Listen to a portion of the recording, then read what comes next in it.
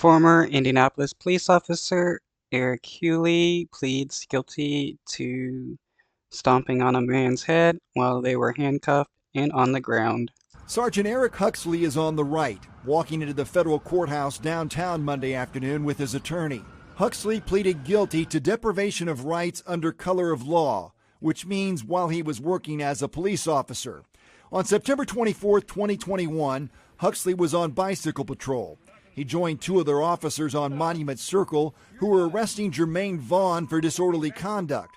Police body cam video shows Vaughn fall to the ground while handcuffed behind his back. That's when Huxley stomped on Vaughn's face, giving him a bloody lip. No surprise they do this to a black man. Huxley admits in the plea agreement that there was no legitimate law enforcement reason to use foot strikes against the face of a person who was handcuffed under effective control of other officers. Well, there's no legitimate law enforcement reason to use any kind of strikes against a person who is handcuffed.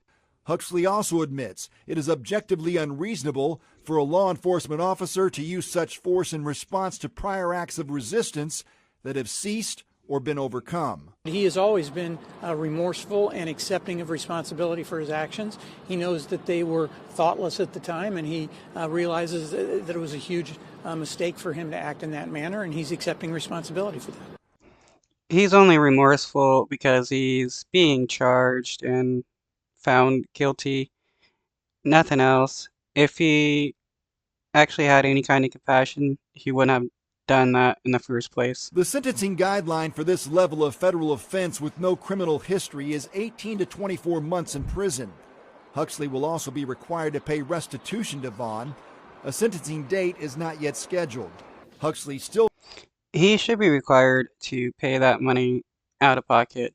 If this was a regular citizen, they would have they would be paying out of pocket.